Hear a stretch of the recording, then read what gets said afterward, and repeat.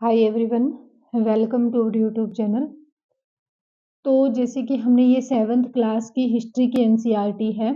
हमारे पहले 6 चैप्टर जो है वो कंप्लीट हो चुके हैं और आज हम हमारा एक नया चैप्टर शुरू करेंगे। वो कौन सा चैप्टर है? 7th चैप्टर है।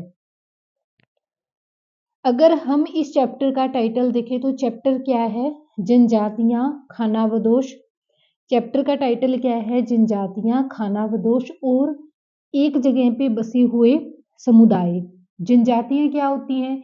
जैसे हम आम नागरिक हैं और हम एक समाज के अंदर अपना जीवन यापन करते हैं, लेकिन एक ऐसा व्यक्ति जो हमसे अलग किसी और दुनिया के अंदर हमारे जैसे संसाधनों का यूज ना करके, हमारा जैसा जीवन व्यतीत ना करके किसी और तरह की कोई लाइफ स्पेंड कर रहा है, यानी कि पूर्ण रूप से वो प्राकृतिक के ऊपर निर्भर अपनी लाइफ को जी रहा है। तो ऐसी लाइफ को क्या कहा जाता है? ऐसी लाइफ जीने वाला जो व्यक्ति है वो जनजातियां होती हैं, जो कि बाहरी दुनिया से बिल्कुल कटी हुई होती हैं, यानी कि अपनी ही एक अलग दुनिया में मस्त होते हैं। वो उन्हें बाहरी दुनिया में क्या है, कैसी है, कैसे चेंजेस हो रहे हैं, उनसे कोई मतलब नहीं है। तो ये क्या होती है? जनजातियां होती हैं। दूसरा कॉन्सेप्ट है खाना बदोश। क्या है खाना बदोश? जो है ये वो व्यक्ति होते थे जो भोजन की तलाश करने में एक स्थान से दूसरे स्थान पर क्या है लंबी लंबी यात्राएं किया करते थे। यानी कि पहला हमने जनजातियों को देखा, दूसरा हमने खानाबदोश को देखा और तीसरी जो चीज हमें देखने को मिलती है, एक ऐसा समुदाय जो कि एक ही जगह पे रहकर अपना जीवन व्यतीत करता है। जैसे कि आज हम अपना जीवन व्यतीत कर रहे हैं, हमारे पास में अपने स्थायी निवास स्थान है, उन स्थायी निवास स्थान के ऊपर रहकर ही हम हमारा जीवन क्या करते हैं? व्यतीत करते हैं। हमारी लाइफ स्टाइल अगर हम देखें तो जनजातियों के कंपैरिजन के अंदर हमें अपने आप में ही अलग देखने को मिलती है। ठीक है।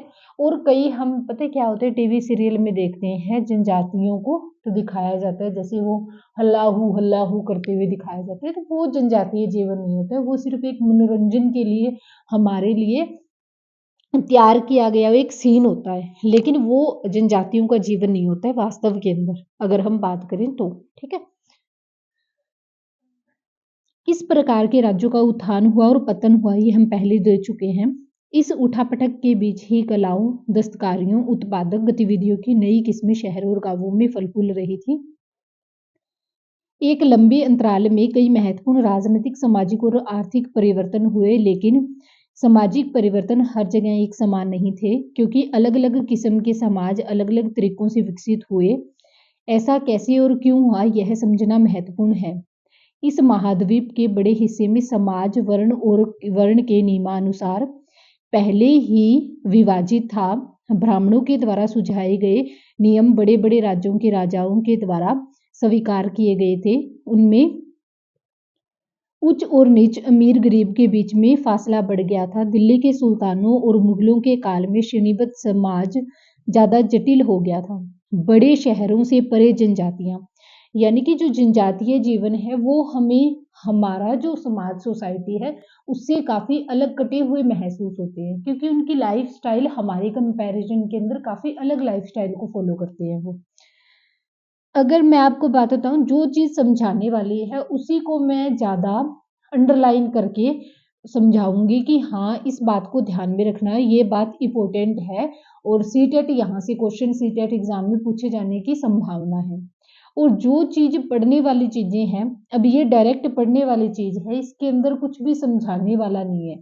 और अगर मैं ऐसे टू लाइन अगर टॉपिक को समझाऊंगी तो उसके अंदर टाइम भी ज्यादा वेस्ट होगा। और दूसरा, यहाँ पर हर एक बच्चा बीएड या डीएलएड वाला है जो कि अपने आप में एक एजुकेटेड स्टूडेंट है। इतनी उसके पास में बेसिक अंडरस्टैंडिंग है कि जो चीज यहाँ पे बताई जा रही है आपको क्लासेस के अंदर वो आसानी से समझ आ रही है आपको। अगर फिर भी कोई टॉपिक या फिर कोई भी वर्ड है जिसकी आपको मीनिंग समझना जरूरी है और समझ में नहीं आ सकता है, तो वो मेरे को पहले ही पता होता है कि इस मीनिंग का वर्ड, आपको मीनिंग जो है इस वर्ड का वो बताना कंपलशेट है कि बच्चों को ये समझ में नहीं आएगा। और ऐसे लाइन टू लाइन समझाने पे वो टाइम वेस्ट करना है। जो चीजें सिर्फ समझाने वाली है वो ही चीजें आपको यहाँ पर समझाई जाएगी। जो बिना जरूरत की चीजों को समझाकर किसी भी प्रकार का कोई टाइम वेस्ट नहीं किया जाएगा। और अगर यही क्लास हम लाइव क्लास के अंदर अटेंड करें तो हमारा मैक्सिमम मानो, अगर आधे घंटे हम पढ़ रहे हैं तो आधा घंटा हमारा टाइम वेस्ट होता है लाइव क्लास के अंदर। तो ये आपके लिए एक बेनिफिट है कि बहुत ही कम टाइमिंग के अंदर आपको एनसीईआरटी की इतनी प्रॉपर बढ़िया क्लासेस मिल रही है।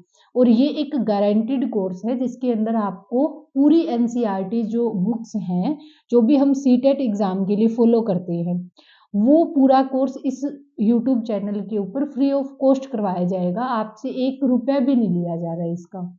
और ये गारंटी है कि पूरा एनसीईआरटी का जो सिलेबस है, जो भी सीटेट एग्जाम में पूछा गया है, वो कंप्लीट इन्हीं बुक के अंदर कवर हो रहा है। ये भी बात आपको जब क्वेश्चन होगा, क्वेश्चन पेपर आएंगे, तो उसके बाद में आप देखना, उसको प्रूफ के साथ देखना कि कहाँ से कैसे क्वेश्चन पूछे जा रही है। वो प्रूफ होगा आपके लिए एक। ठीक है, तो इस बात को अपने माइंड में रखना। अब देखो, बड़े शहरों से परे जनजातीय समाज कैसे भिन्न है। अब अलबत्ता दूसरे शहर के समान ही उस समय मौजूद थे। ठीक है, उपमहाद्वीप के कई समाज ब्राह्मणों के द्वारा सुझाए गए सामाजिक नियमों और कर्मकांडों को नहीं मानते थे और ना ही वे असमान वर्गों के विभाजन को स्वीकार करते थे। यानी कि जो कर्मकांड होते हैं कि अगर आप महिलाएं पढ़ेंगी तो वो घर के लिए अशुभ होगा, अगर महिलाएं बाहर जाएंगी तो वो घर के लिए अशुभ होगा, इस प्रकार के कर्मकांडों में वे विश्वास नहीं करते थे। और ना ही वो ये मानते थे वर्ग विभाजन। वर्ग विभाजन जो है, ये 3 आधार पर वर्ग विभाजन किया गया था। ठीक है, कैसे किया गया था। सबसे पहले जो थे वो ब्राह्मण थे। पहले कौन होता था, तो ब्राह्मण हुआ करते थे। ब्राह्मण के बाद में हमें क्या है, क्षत्रिय वर्ग देखने को मिलता है। क्या देखने को मिलता है, क्षत्रिय।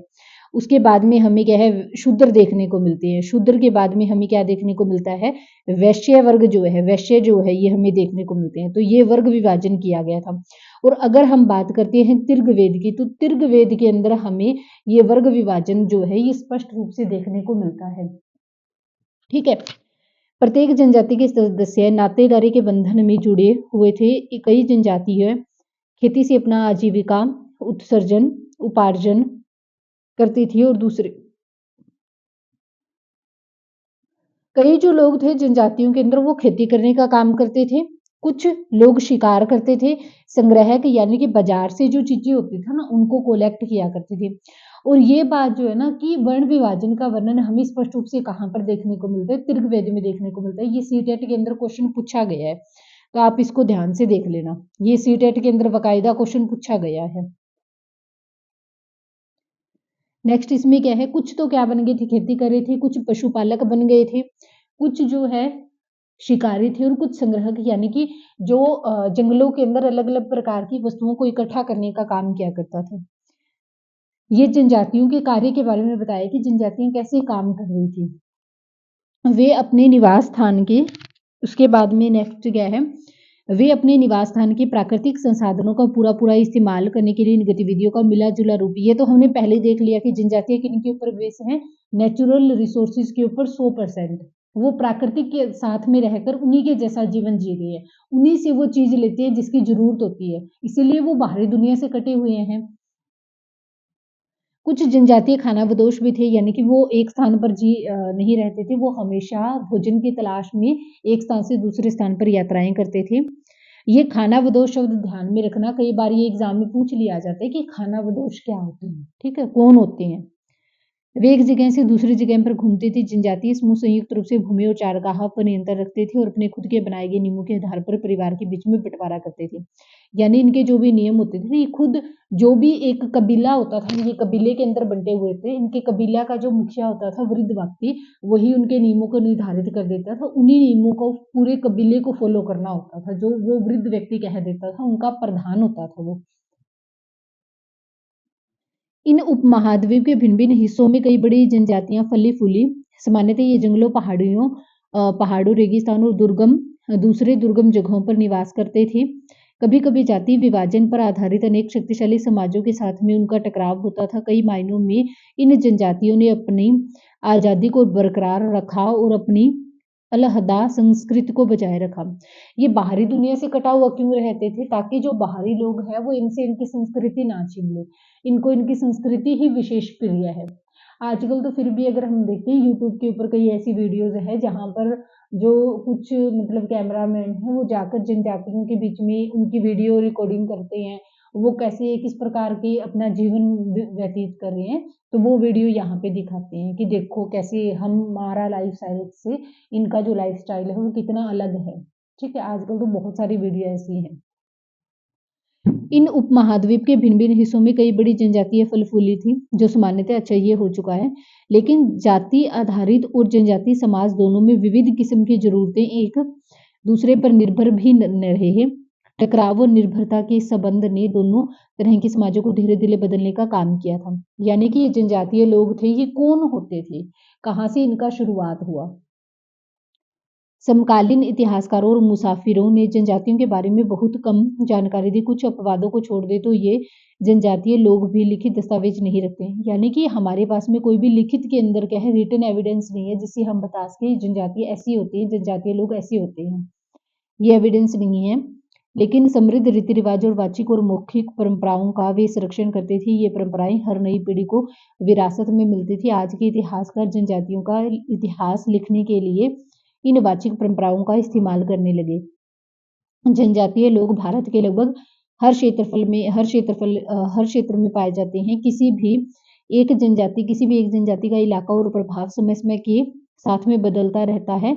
कुछ शक्तिशाली जनजातियों का बड़े इलाकों पर नियंत्रण होता है। पंजाब के खोखेर जनजाति 13वीं और 14वीं सदी के दौरान में, ये ध्यान में रखना, खोखेर जनजाति कहाँ की है? तो ये पंजाब की है। 14वीं सदी के दौरान में बहुत प्रभावशाली था। यहाँ बाद में गख्खर लोग जो है वो आगे थे। ये भी कहाँ पे है? पंजाब के हैं। उनके मुखिया कमाल खान गख्खर को बादशाह अकबर ने मनसबदार बनाया और मुल्तान और सिंध मुगलों के द्वारा अधीन कर लिए जाने के बाद में पहले अगा और अरगुन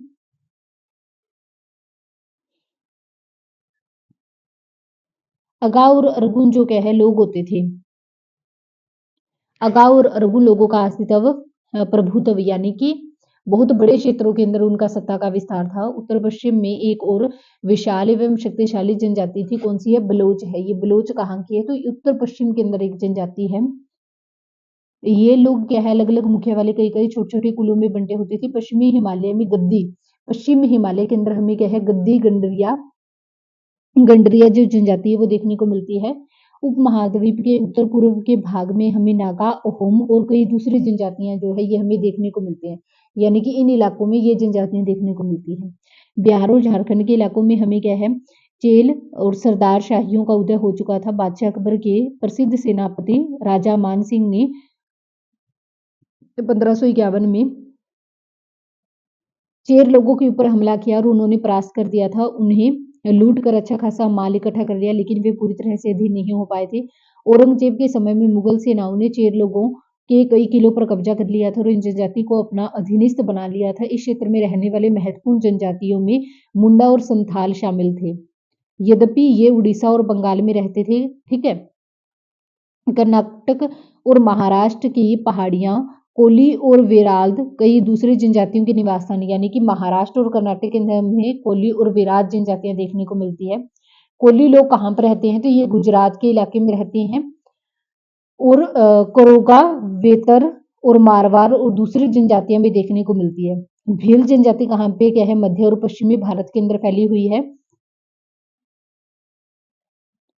इसके साथ में 16वीं सदी के अंत तक आते-आते उनमें से कई एक जगह पर बस गए थे। कईयों ने खेती हर और यहाँ तक कि जमींदार बन चुके थे। तभी भीलों के कई कुल शिकारी संग्रहक बन गए थे और मौजूदा छत्तीसगढ़, मध्य प्रदेश और महाराष्ट्र, आंध्र प्रदेश के अंदर क्या है, गोंड जनजाति जो है वो देखने को मिलती है। गोंड जनजाति हमें कहाँ पर? छत्तीसगढ़, मध्य प्रदेश, महाराष्ट्र और आंध्र प्रदेश के अंदर देखने को मिलती है। एक यहाँ पर पॉइंट है कि कुल क्या होता है? कुल क्या होता है? परिवार या घरों के एक ऐसे समूह को कुल कहते हैं जो एक ही पूर्वजन, यानी कि अगर हम रियल भाषा में आपको समझाऊं, कुल क्या होता है? जो एक ही परिवार के लोग होते हैं उनको कुल कहा जाता है। जैसे पहले क्या होते हैं? पहले दादा होता है, फिर क्या आ जाता है?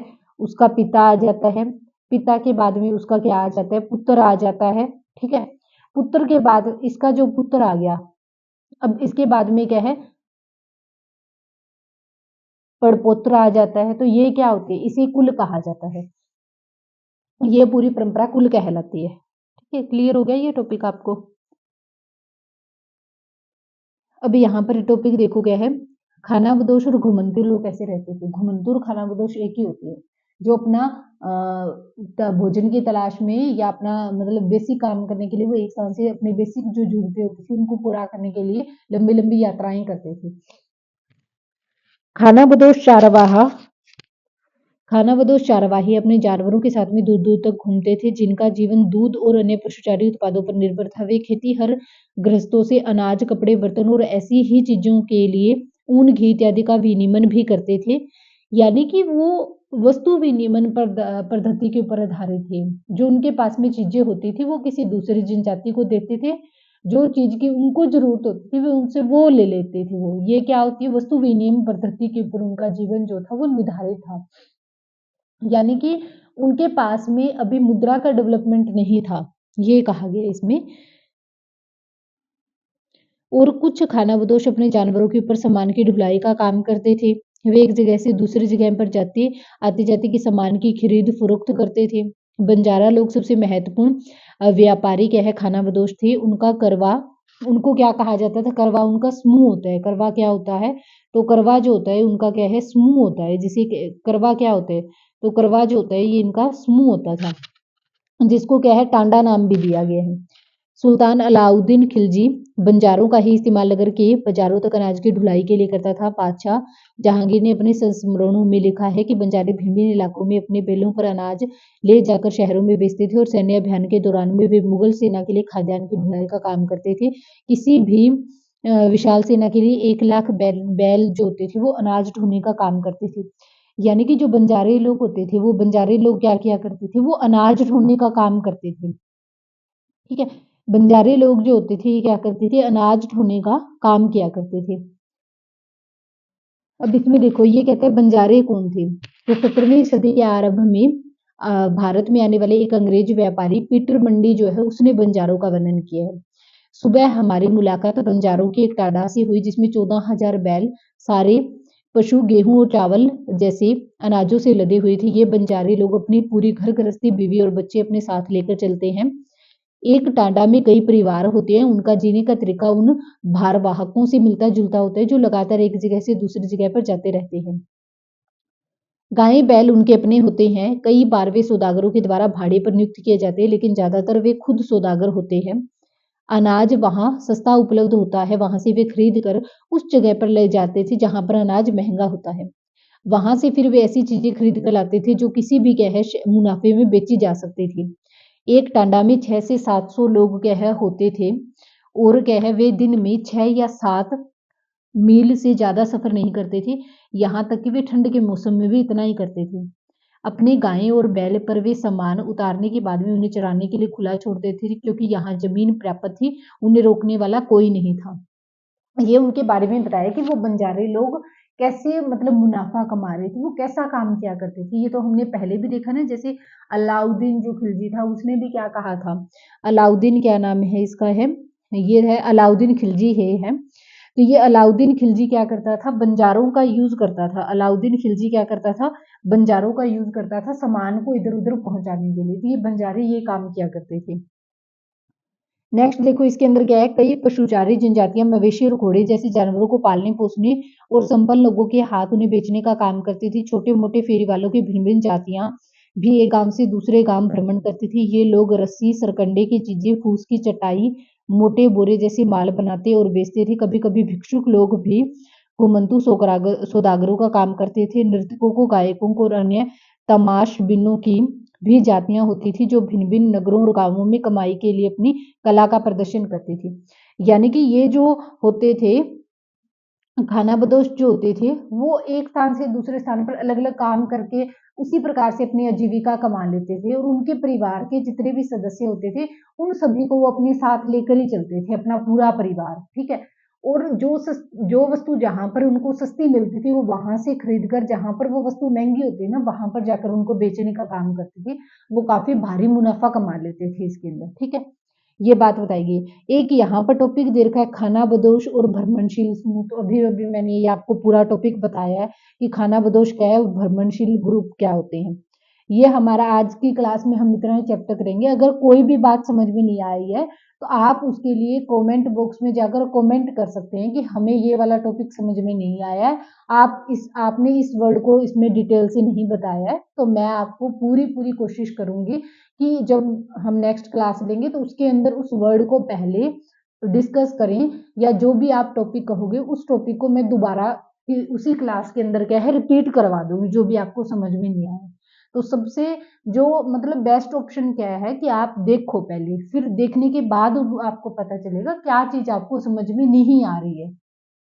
ठीक है, तो ये ही इसका सबसे बड़ा बेनिफिट है। अगर आपको कोई प्रॉब्लम है तो आप बताओ, फिर उस प्रॉब्लम को सोल्व किया जा सकता है। अगर आप प्रॉब्लम बताओगे नहीं तो हमें पता नहीं चलेगा कि क्या प्रॉब्लम आ रही है।